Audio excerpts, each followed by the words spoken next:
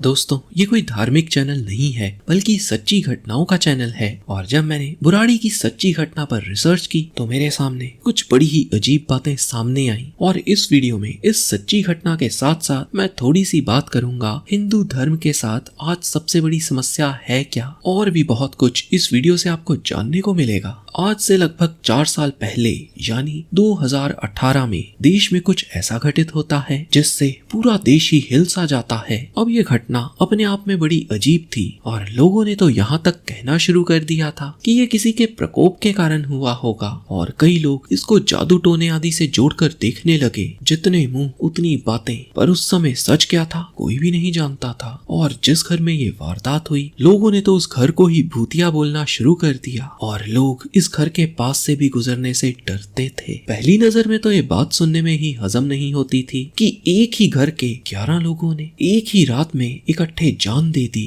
और तो और ये खबर आई भी थी देश की राजधानी दिल्ली से। अब इसके पीछे के सच को आज हम जानेंगे। आखिर हुआ क्या था उस रात और इसके पीछे की वजह क्या थी। दिल्ली में एक स्थान है जो बुराड़ी के नाम से जाना जाता है और बुराड़ी के संत नगर के इलाके में है गली नंबर 4A। इसी गली में है मकान नंबर 350 और इस मकान में रहता था भाटिया परिवार। मकान के नीचे वाले हिस्से में इनकी एक किराने की दुकान थी और सुबह सुबह 5 बजे ये लोग अपनी दुकान में आ जाते और ग्राहकों की भीड़ सुबह सुबह ही लग जाती। लोग ब्रेड, दूध व अन्य जरूरी सामान इनकी दुकान से सुबह सुबह खरीदते। परंतु 1 जुलाई 2018 को ये दुकान बंद ही रही। लोगों की भीड़ दुकान के बाहर इकट्ठा होने लगी, परंतु जब 7 बजे तक कोई दुकान पर नहीं आया तो लोगों ने इनको कॉल करने की कोशिश की, परंतु किसी ने कॉल उठाई ही नहीं। इनके कुछ पड़ोसियों को घबराहट हुई क्योंकि किसी ने देखा ही नहीं कि इतनी लेट इनकी दुकान खुले, और बार बार फोन करने पर भी कोई फोन क्यों नहीं उठा रहा था। तो कुछ पड़ोसियों ने सोचा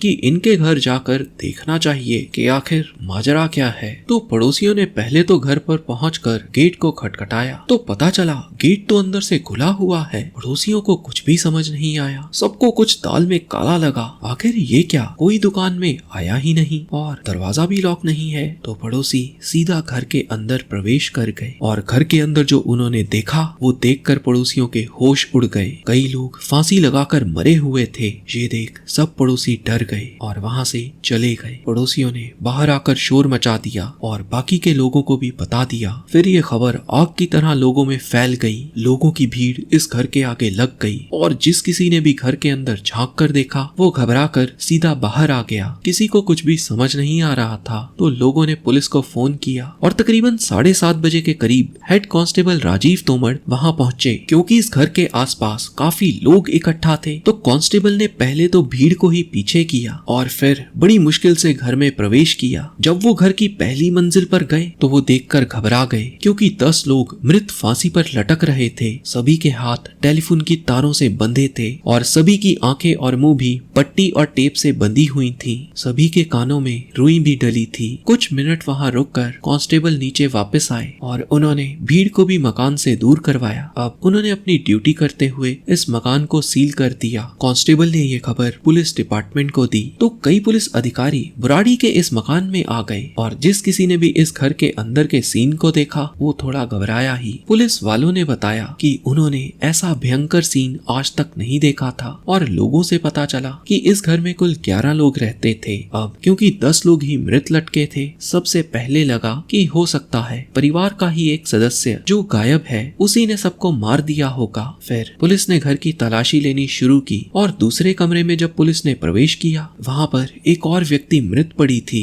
ये एक महिला थी जो घर की सभी सदस्यों में सबसे बड़ी थी और बाकी के लोगों की तरह ही इस महिला के हाथ पैर भी बंधे थे। मुंह आंख पर पट्टी थी और कानों में रुई भी थी। तो अब ये तो स्पष्ट हो गया था कि इस घर के 11 लोग एक ही रात में खत्म हो गए। पुलिस ने जब अपनी जांच शुरू की सबसे पहले पड़ोसियों से पूछताछ की गई और जांच में पाया गया जो लोग मरे हैं उनमें सबसे बड़ी है नारायणी देवी जिनकी उम्र थी लगभग 75 वर्ष और इनके 3 बच्चे थे जिनमें इनकी एक लड़की थी प्रतिभा और 2 लड़के थे ललित और भुवनेश। प्रतिभा के पति की मृत्यु हो चुकी थी इसीलिए वो भी अपने मायके यानी बुराड़ी के इसी घर में रहती थी। भुवनेश की पत्नी थी सविता और ललित की पत्नी थी टीना। प्रतिभा की बेटी थी प्रियंका। भुवनेश और सविता के बच्चे मीतू, मेनका और ध्रुव और ललित और टीना का एक बेटा था शिवम। अब पुलिस घर में 11 लोग मृत पाए गए, जिनमें 7 महिलाएं थीं और 4 थे पुरुष। इसके अलावा पुलिस को इस घर की छत के ऊपर से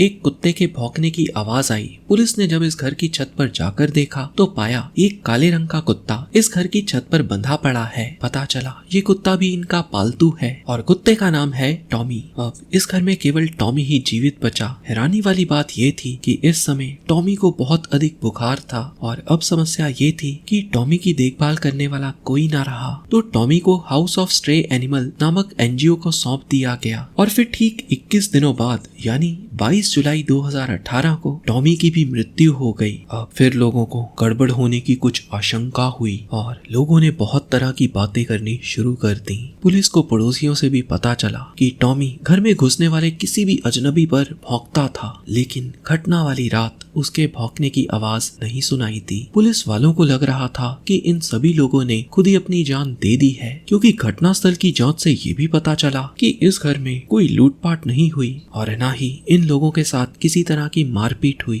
मृत महिलाओं ने तो गहने भी पहन रखे थे, जिससे ये तो क्लियर था कि चोरी की मंशा से ये कार्य नहीं हुआ। परंतु अभी भी बहुत से प्रश्न थे जिनके उत्तर नहीं मिले थे, जैसे इतने सारे लोगों ने एक साथ जान देने की क्यों सोची, और सोच भी ली तो इनके हाथ मुंह क्यों बंधे थे और कान में रुई क्यों डाली गई। अगर इन लोगों ने अपनी जान स्वयं ली होती तो ये लोग कुछ तो लिख कर जाते, परंतु पुलिस को तो किसी तरह का कोई नोट भी नहीं मिला। ये भी एक कारण था कि लोगों में ये बात फैल गई कि कोई भूत प्रेत होगा इस घर में। खैर, नारायणी देवी की एक और बेटी थी जो कि पानीपत में रहती थी, जिसका नाम है सुजाता नागपाल। और जब सुजाता नागपाल ने ये खबर सुनी वो सीधा यहाँ पहुँच गई। इसके अलावा नारायणी देवी का सबसे बड़ा बेटा जिसका नाम है दिनेश सिंह, ये भी यहाँ आ गए। अब इसी बीच बुराड़ी के घर की एक वीडियो वायरल हो गई, जिसमें ये दिख रहा था कि कैसे 11 लोग लटके हुए थे। असल में ये वीडियो पुलिस के आने से पहले बना के वायरल की गई थी। अब तो लोग पुलिस को ही गलत ठहराने लगे। लोगों में गुस्सा था, सब जानना चाहते थे कि आखिर उस रात हुआ क्या। नारायणी देवी की बेटी ने तो यहाँ तक कह दिया कि उनके परिवार के लोग अपनी जान नहीं दे सकते, जरूर किसी ने इनको मारा है। लोगों ने कहना शुरू कर दिया कि पुलिस केस को खत्म करने के लिए ही कह रही है कि 11 लोगों ने इकट्ठे अपनी जान दे दी, और फिर सभी लोगों का ऐसा करने का कोई कारण भी सामने नहीं आ रहा था। लोगों में रोष उठा। लोगों ने इस केस को सीबीआई को सौंपने की मांग की। दिल्ली पुलिस ने इसे आत्महत्या का मामला कहकर ये केस क्राइम ब्रांच को सौंप दिया। अब क्राइम ब्रांच इस घर के अंदर गई और इस बात की छानबीन शुरू की कि कहीं ये कत्ल का मामला तो नहीं है, क्योंकि उनका मानना था कि सभी को पहले मारा गया होगा और बाद में इन्हें लटका दिया गया होगा, ताकि लगे कि इन सभी ने अपनी जान खुद ली है। क्राइम ब्रांच के लोगों को लग रहा था कि ये मर्डर है, क्योंकि जिस समय सभी लोगों ने ऐसा किया उस समय फ्रिज में सामान भरा पड़ा था और रात के समय ही रसोई में चने भी भिगो के रखे हुए थे, ताकि कल सुबह चने बना के खाए जा सके। स्पष्ट था जिसको पता है कि वो कल की सुबह नहीं देखेगा तो वो कल के लिए चने भिगोकर क्यों रखेगा।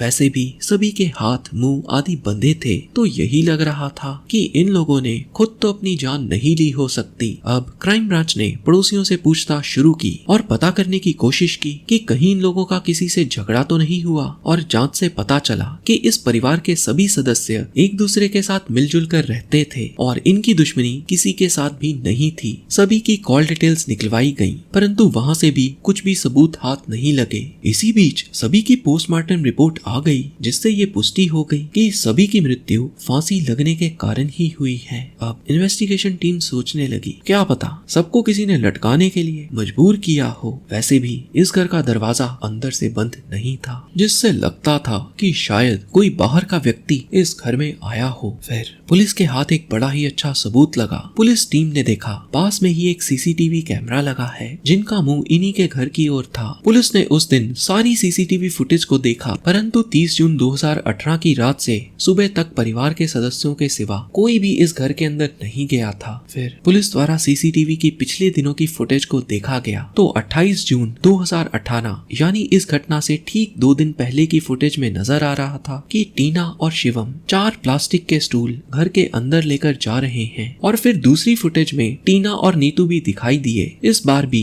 वो स्टूल को अपने घर के अंदर ले जा रहे थे। और फिर एक फुटेज में शिवम दिखता है जो टेलीफोन की तार का एक बंडल अपनी ही दुकान से निकालकर अपने घर में ले जाता नजर आता है। अब इन सीसीटीवी फुटेज को देखकर तो यही लग रहा था कि सभी लोगों ने एक साथ आत्महत्या की है, इसीलिए तो वो लोग खुद ही स्टूल और टेलीफोन की तार अंदर लेकर गए ताकि इनकी मदद से आत्महत्या कर सके। परंतु अब भी ये समझ नहीं आ रहा था कि आखिर ऐसा हुआ क्या कि सभी 11 लोगों ने एक ही समय ऐसा करने की सोची। सबसे पहला शक गया कि हो सकता है कि ये परिवार किसी आर्थिक तंगी से जूझ रहा हो। तो क्राइम ब्रांच ने इस परिवार के लोगों के बैंक बैलेंस और इनके अकाउंट्स को देखा तो पड़ताल से सामने आया कि इस परिवार को किसी भी प्रकार की आर्थिक समस्या भी नहीं थी, बल्कि ये लोग तो पहले से भी अच्छी स्थिति में थे। पहले इनके पास एक दुकान थी और अब इनके पास थी 2 दुकानें। इतना ही नहीं, अभी ये तीसरी दुकान भी खोलने वाले थे। फिर क्राइम ब्रांच ने सोचा हो सकता है परिवार के लोगों का ही आपस में कुछ झगड़ा हो गया होगा। फिर जांच से सामने आया कि इस घटना से ठीक 14 दिन पहले यानी 17 जून 2018 को प्रतिभा की बेटी प्रियंका की सगाई बड़ी धूमधाम से की गई थी। और इस फंक्शन में परिवार के सभी लोग खूब मौज मस्ती करते नजर आ रहे थे। और उसके बाद तो प्रियंका की शादी की तैयारी भी हो रही थी। अभी तक कुछ भी समझ नहीं आ रहा था कि आखिर क्यों परिवार के सभी लोगों ने एक साथ अपनी जान दे दी। फिर एक और चीज सामने आई, 11 पाइप्स घर के बाहर की तरफ निकली हुई पाई गई। इन 11 पाइप्स में से 7 पाइप धरती की ओर मुड़ी थी और 4 पाइप्स का मुंह सामने की ओर था। ध्यान देने वाली बात ये थी कि जो लोग मरे थे उनमें से 7 महिलाएं थी और 4 थे पुरुष। अब लोगों ने सोचा 11 लोग मरे हैं और 11 ही पाइप्स हैं, जरूर इसका ये अर्थ होगा कि घर के लोगों ने सोचा होगा कि मरने के बाद 11 लोगों की आत्मा इन पाइप से बाहर जाएगी। और ये खबर देश के बहुत सारे न्यूज चैनल ने दिखाई भी। घर में से पुलिस को एक हवन कुंड भी मिला था जिसको देखकर ऐसा प्रतीत होता था कि जिस रात ये सब हुआ उसी रात इस घर में हवन भी किया गया होगा। अब लोगों में डर फैल गया और लोग तो इस घर के पास भटकते भी नहीं थे। पुलिस को इस घर से 11 डायरीज भी मिली। अब 11 लोग मरे, 11 पाइप्स थी और 11 ही डायरीज। तो किसी को कुछ समझ नहीं आया कि आखिर 11 का चक्कर क्या है, क्यों सभी कुछ इस घर में 11 ही है। परंतु जब इन 11 डायरीज को पढ़ा गया तो बहुत कुछ सामने आया। डायरीज में बात की गई थी भोपाल सिंह चौंधावत की। ये नारायणी देवी के पति थे जो कई साल पहले इस दुनिया से जा चुके थे। परंतु जब वो जीवित थे वो परिवार के मुखिया थे और उनके सभी बच्चे और उनका पूरा परिवार उन्हीं की बात को मानता था। 2004 में ललित एक प्लाईवुड की दुकान में काम करता था और 26 मार्च 2004 को ललित का झगड़ा हो गया था दुकान के मालिक के साथ। ये झगड़ा इतना अधिक बढ़ गया कि मारपीट होने लगी। बात इतनी अधिक बढ़ गई कि वो लोग ललित को दुकान के अंदर से बंद करके ही दुकान में आग लगा के चले गए। और दुकान के अंदर बंद ललित ने घर वालों को फोन करके सब बताया। घर वालों की मदद से ललित को दुकान से बाहर निकालकर हॉस्पिटल ले जाया गया। ललित बच तो गया, परंतु इस घटना के बाद ललित की आवाज चली गई। अब क्योंकि ये परिवार बहुत ही धार्मिक प्रवृत्ति का था, इनके घर में पूजा पाठ होना बड़ी आम बात थी। और एक रात ऐसे ही इनके घर में कीर्तन हो रहा था। सभी लोग इस समय हनुमान चालीसा का पाठ कर रहे थे। फिर न जाने कैसे हनुमान चालीसा पढ़ते पढ़ते ललित की खोई हुई आवाज वापस आ गई और अब ललित भी हनुमान चालीसा पढ़ने लगा। ये देखकर घर के सभी लोग स्तब्ध रह गए। ललित ने अकेले ही हनुमान चालीसा का पाठ पूरा किया। सभी लोग बेहद खुश थे और सबको लगा कि ये तो भगवान का ही आशीर्वाद है। फिर कुछ देर बाद तो हद ही हो गई। अब ललित ये दावा करने लगा कि भोपाल सिंह जिनकी मृत्यु हो चुकी है उनकी आत्मा ललित के ऊपर आती है और जब ऐसा होता है तो ललित की आवाज भी बदल जाती। और अब क्योंकि भोपाल सिंह घर के मुखिया थे और घर के सभी लोग उनकी बात मानते थे तो अब सभी ने ललित की बात को मानना शुरू कर दिया। और बहुत सी ऐसी बातें थी जो घर के लोगों ने मानी, ये सोचकर कि ललित के माध्यम से भोपाल सिंह बोल रहे हैं। और फिर साल 2007 से घर के लोगों ने ये सभी बातें लिखना शुरू की डायरीज में। हर साल एक नई डायरी लगाई जाती और पूरे साल जो भी ललित बोलता वो डायरीज में लिखा जाता। और यही कारण था कि पुलिस को कुल 11 डायरीज मिली 2007 से लेकर 2018 तक की। इन डायरीज में लिखा जाता कि परिवार के किस सदस्य ने हर दिन क्या करना है, कैसे करना है और घर के सभी लोग ऐसा करते भी। और तो और इस परिवार को ललित की बातों को मानने से फायदा भी हुआ। इन लोगों के पास पहले से अधिक पैसा आने लगा। दुकान भी 1 से 2 हो गई। इतना ही नहीं, प्रियंका की शादी किस लड़के से होगी ये फैसला भी ललित ने लिया। फिर 24 जून 2018 इस डायरी में कुछ आखिरी बार लिखा गया और इसमें लिखा था कि आज से लेकर 7 दिनों तक सभी को बड़ पूजा करनी होगी, वो भी रात को 12 बजे के बाद। बड़ पूजा से घबराना या डरना नहीं है, चाहे धरती हिले या आकाश, क्योंकि बड़ पूजा भ्रम पैदा करती है। बच्चों को मानसिक जाप करने को भी कहा गया। भगवान को लगना चाहिए कि तपस्या सच्ची है। आंख में पट्टी लगानी है क्योंकि बुरी चीज हमको रोके नहीं भगवान के दर्शन करने से। कान में रुई लगानी है क्योंकि कोई आवाज इसमें विघ्न न डाले। मुंह बंद होना चाहिए ताकि कोई गलत बात भगवान के सामने ना निकल जाए। नारायणी देवी का वजन ज्यादा है और उम्र भी ज्यादा है, इसलिए वो ये क्रिया जमीन पर लेट कर ही करेंगी। और 7वें दिन एक पानी की कटोरी भर कर रख देना, और जब कटोरी में रखे पानी का रंग बदल जाए तब मैं आऊंगा। और तो और ये बात पड़ोसियों से भी पता चली कि इस घर में कुछ पूजा चल रही थी। फिर 30 जून 2018 को बड़ पूजा का 7वां दिन था और जैसा डायरीज में लिखा था वैसे ही किया गया। सभी लोग बड़ यानी बरगद के पेड़ की तरह लटक गए और सबको ये लग रहा था कि इसके बाद इन लोगों को मोक्ष की प्राप्ति होगी, परंतु ऐसा कुछ भी नहीं हुआ। ना तो कटोरी में रखे पानी का रंग बदला और ना ही किसी को बचाने के लिए कोई आया। अब इस केस के बारे में बहुत कुछ सामने आ चुका था और पुलिस ने इस केस को पूरी तरह से सॉल्व करने के लिए सभी 11 लोगों की साइकोलॉजिकल ऑटोप्सी कराई। ये एक तरह का टेस्ट होता है जिससे पता चलता है कि जो व्यक्ति मरा है, मरते समय उसकी मानसिक स्थिति क्या थी और मरने से पहले व्यक्ति के दिमाग में चल क्या रहा था, क्या मरने वाले के दिमाग में कोई बदलाव आया था, इत्यादि। और इस टेस्ट से ये क्लियर हो गया इनमें से कोई भी मरने के बारे में सोच भी नहीं रहा था। जांच में ये भी सामने आया कि परिवार के लोग ललित की बातों को आंखें बंद कर मान लेते थे। डायरी में उस रात के निर्देशों में लिखा था माँ सबको रोटी खिलाएगी, और जांच में सामने आया कि पास के भोजनालय से 20 रोटियों का ऑर्डर दिया गया था जिसके लिए इन्होंने 200 रुपए दिए। अब क्योंकि डायरीज में सिर्फ इतना लिखा था कि माँ सबको रोटियां खिलाएगी तो इन लोगों ने सब्जी मंगवाई ही नहीं और बिना सब्जी के ही रोटी खाई। तो अब जानो हुआ क्या। असल में अब इस घर का मुखिया था ललित,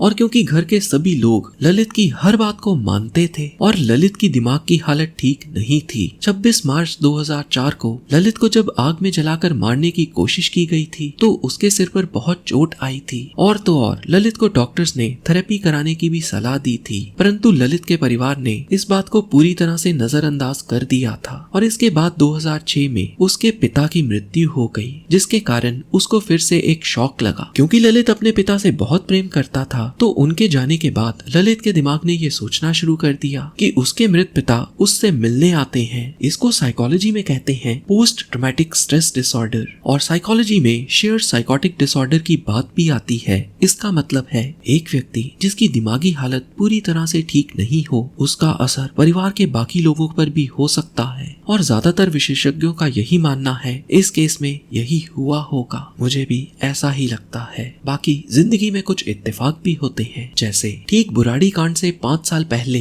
साल 2013 में भी एक ऐसा केस हुआ था जिसमें एक ही परिवार के 8 सदस्यों ने जहर भरे लड्डू खाए, और ऐसा उन्होंने इसलिए किया था ताकि वो भगवान शिव से मिल सके। और इस परिवार का भी यही मानना था कि इनको भगवान शिव बचा लेंगे, और इन्होंने भी ये सब करने से पहले घर में हवन करवाया। और उससे भी हैरानी वाली बात ये निकली कि इस परिवार का जो मुखिया था वो एक फोटोग्राफर था और उसने ये जहर भरे लड्डू खाते की वीडियो रिकॉर्डिंग भी की। और क्योंकि जो भी हुआ वो कैमरे के सामने हुआ तो अफवाहों को फैलने का मौका ही नहीं मिला। इस घटना में 8 में से 5 लोग मारे गए, परंतु बाकी के 3 लोगों को पड़ोसी हॉस्पिटल ले गए और वो बच गए। ये घटना राजस्थान के सवाई माधोपुर की है। अब जानते हैं कि मेरा विचार क्या है और इन सब से हम क्या सीख सकते हैं। असल में बहुत से लोग और बहुत सी वीडियोस आज भी बुराड़ी कांड को लेकर अंधविश्वास फैला रही हैं। माना कुछ चीजों के उत्तर आज भी नहीं मिल सके क्योंकि जो भी हुआ उसकी कोई रिकॉर्डिंग मौजूद नहीं थी, परंतु इसका अर्थ ये बिल्कुल नहीं कि हम अंधविश्वास को ही स्वीकार कर ले। अब देखा जाए तो धर्म के नाम पर पाखंड ही हो रहा था।